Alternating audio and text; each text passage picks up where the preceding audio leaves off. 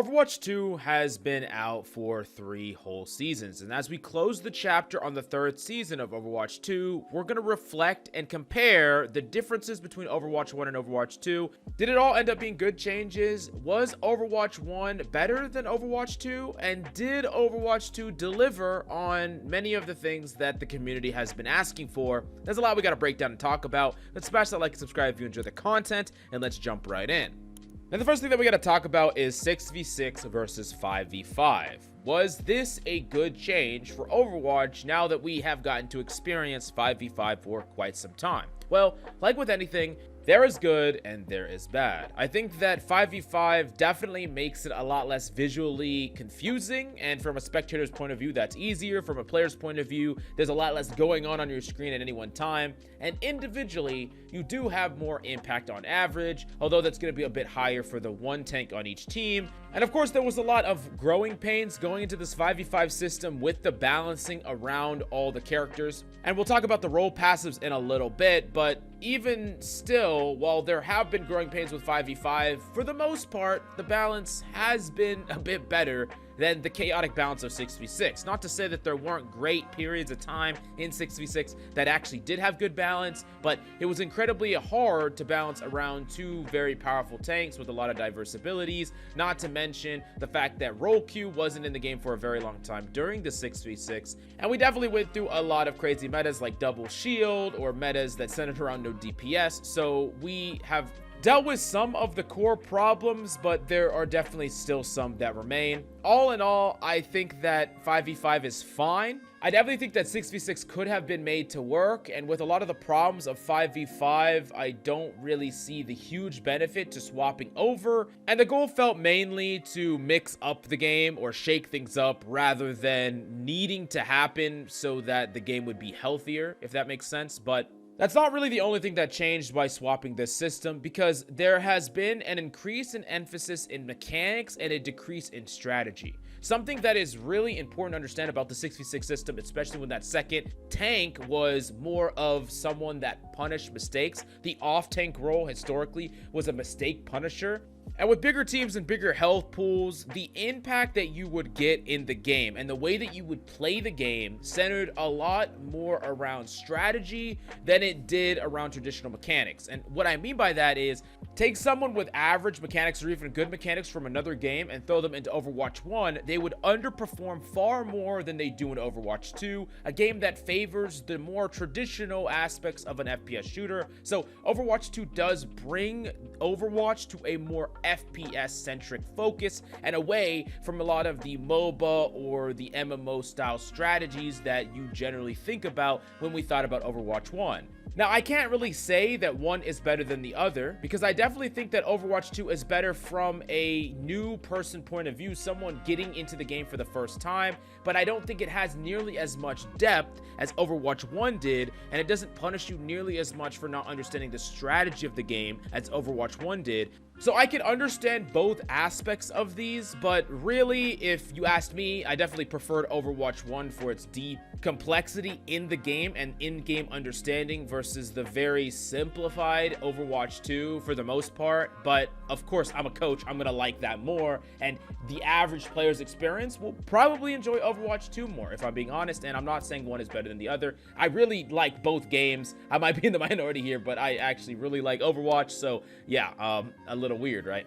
Now, going on to balance, I actually think that in the small 3 seasons that we've had for Overwatch 2, while there have been growing pains, balance looks okay. While Season 1 and Season 2 had their own problems, Season 3 actually was one of the more balanced seasons of Overwatch that we've had in general. Overwatch 1 or Overwatch 2 alike, it was a very balanced season, and while there was a lot of really weird balance changes on the slate for Season 4, the brick change, that we'll talk about and we'll address as they come up, for now, I think that the developers have done a decent job, although I'm a little bit scared of the future. At the end of the day, it's the same balance team that stuck us in goats for a very long time, that put us in double shield for a very long time, And yeah, we'll just have to wait and see how things play out. But it's still a little bit too early to call how balance is going to be through the longevity of Overwatch. But I really do think that one of the biggest problems with balance in general with Overwatch 2 is the role passives that I think are not really fleshed out enough right now. We had the original DPS passive that gave both movement speed after kills and reload. Then we swapped it to have no movement speed and only an increase in reload. And there's some characters that just magically don't get that, like Hanzo. And it's really weird that the role passive just isn't more fleshed out. It really feels like not every character is benefiting the same from these role passives, and they're not being adjusted balance-wise to make up for that discrepancy. So you could either readjust a lot of characters based around an existing role passive, or you can have separate sub-passives throughout the roles and further divide them and add to some overall similarities in between the characters within a role, but not necessarily role-wide, because every character is so different. I mean, like, the average experience for, let's say, a Sigma is just completely different from a Doomfist. And just like the average experience from a Tracer is going to be completely different from a Widow, well, I understand that role passives role-wide are meant to bind these characters somewhat in their identity and bring them closer together. Because the way that they play is so fundamentally different, it just doesn't really make sense for the role passives to be role-wide, especially when you really think about that discrepancy. That being said, I like the idea of role passives. I think they just need a little bit more foresight, and especially as we move forward in the balanced life cycle of Overwatch 2, I think it would be better to make big changes like that to do with role passives and things like that sooner rather than later, so we don't have to actually just figure it out as we go on, and we can kind of figure out the baseline for things to be built on balance-wise. Otherwise, let's say you balance a whole bunch of characters and then later on you decide, hey, well, let's actually make sub-roles in the role passive. Now we have to rebalance all these other characters. You see, that's the exact problem we had with tanks to start off with in this game that took a while for them to balance and figure out. And we're just going to have that more if we ever want to change the role passive, or we're going to keep it in what I would consider a state that isn't reaching the full potential of what a role passive could do and mean, but that's just my personal opinion.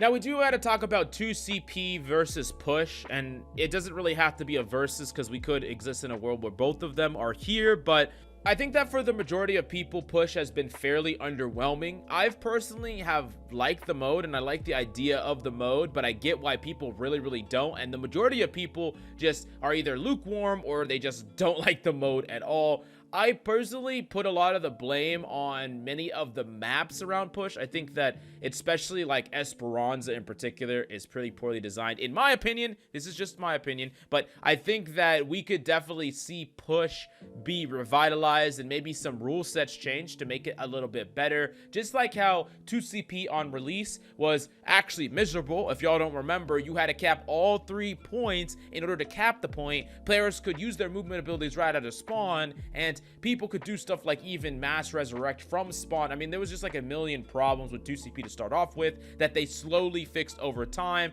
to the point where 2CP was passable, but they still got rid of it. Now, personally, I actually like 2CP, and I think in a 5v5 system, 2CP could work, and I would love to see more extended testing trying out 5v5 in a 2CP environment. But perhaps it's just my love for the maps of 2CP, maps like Anubis and Hanamura. I love the designs of these maps, so if we're not going to see 2CP back, I would definitely love to see some reimagining of these maps for other modes. But regardless of 2CP or push, I really think that both of these modes are kind of in last place as far as what are the best modes in the game. And yeah, I think that it's fine whatever they decide to choose, but like I said, I think that both of them could exist, and I am a bit sad at us losing maps overall and losing map diversity overall. But with the new change as of season 4, where there's no longer map pools, maybe I won't feel this nearly as much.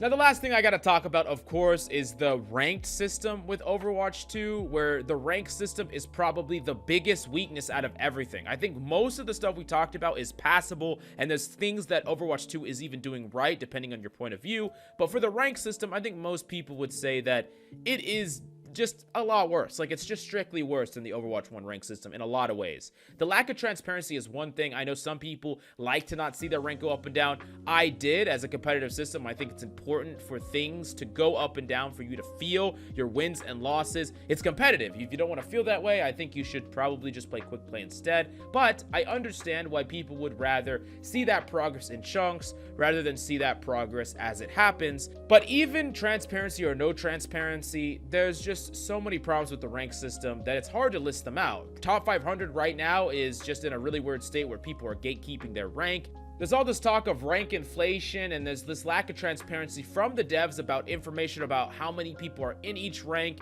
that just causes people to just lose faith in the rank system, which I think is one of the worst things that you could possibly do. When you change it to a new rank system, you have to be really careful, because if people lose faith in the rank system, then the whole competitive integrity of your ranked mode just kind of falls apart, and we're seeing that a lot right now. Hopefully things kind of settle down and start to fix as we no longer have decay, but it seems really weird how many of these things weren't fully thought out before the launch of Overwatch 2.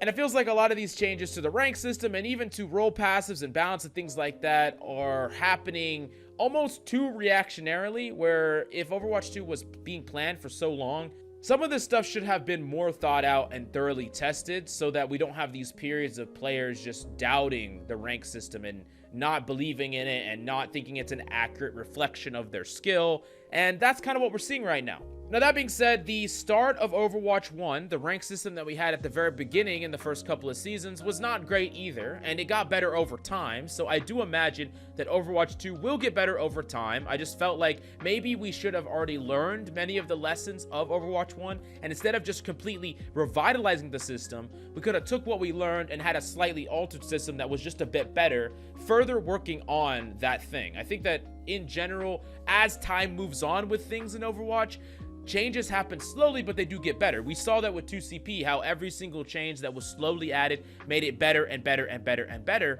And it seems weird to work on something, make it better after 3, 4, 5 years, and then go to a completely new system, feel like you have to start over from zero. Now you have all these other problems, and now it's going to be another freaking 2 years until it's like at its final form, where it could have just been a better version of the previous system that was stacking on all the progress we had before. It's a new system that has its new set of problems that we're starting back over from zero.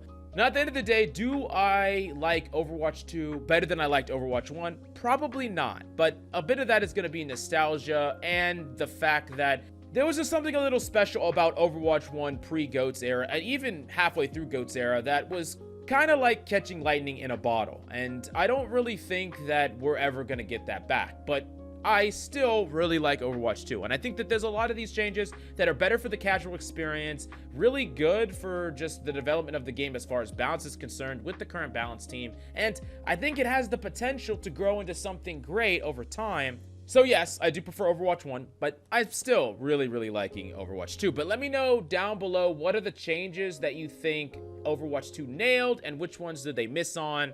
And tell me what change you want to see next. But smash the like and subscribe if you enjoy the content, and I'll see you next time.